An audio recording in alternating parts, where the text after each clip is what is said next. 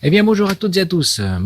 Aujourd'hui, nous continuons donc dans le domaine agricole et dans le circuit court.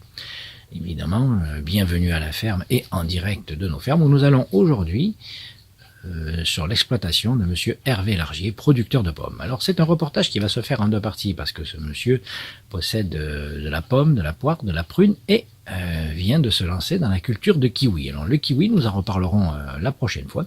Pour le moment, nous allons parler de la pomme. Alors, nous allons sur l'exploitation de monsieur Hervé Largier. On y va.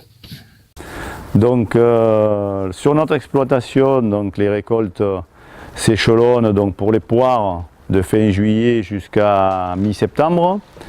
Pour les pommes, on commence fin juillet aussi et on finit au 15 octobre. Et donc ensuite pour fournir la vente directe, la restauration collective, donc on stocke tout ça dans des chambres froides. Donc certaines variétés, elles seront conservées plutôt ce qu'on appelle nous en froid normal, c'est-à-dire juste avec une température voisine des 0 degrés. Là on va avoir une conservation qui va aller jusqu'au mois de décembre, janvier. Et ensuite pour aller plus loin et maintenir aux fruits toutes ces qualités, on a investi dans des palox qui permettent de conserver le fruit plus longtemps. Ce sont des palox fermés avec un couvercle et qui bloquent le métabolisme naturellement du fruit et qui permettent d'aller jusqu'au mois de mars pour les poires et au mois d'avril-mai pour les pommes. Nous sommes au cœur de l'exploitation du GAEC-Larguier, entre Cavaillon et les Vinières, au 1300. Donc une exploitation qui a été créée par la troisième génération, avant la mienne, donc dans les années 1940-1950, essentiellement orientée au début sur de la vigne et qui a migré progressivement sur des vergers de pêchers, d'abricotiers et aujourd'hui sur des vergers de pommiers et de poiriers, avec quelques pruniers aussi.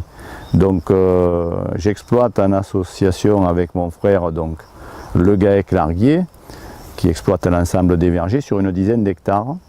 Donc, et aujourd'hui notre exploitation s'oriente essentiellement sur la vente directe, la vente locale, les circuits courts, au travers de diverses associations comme AgriLocal, comme en direct de nos fermes.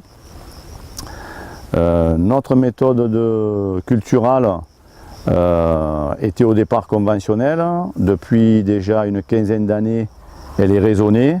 Donc ça nous a semblé naturel de basculer l'année dernière et de progresser sur les 3 ans à venir vers l'agriculture biologique de manière à pouvoir commercialiser la récolte 2020 sous le label AB et ainsi aussi de pouvoir toucher d'autres marchés auxquels nous n'avions pas accès avec notre ancienne méthode.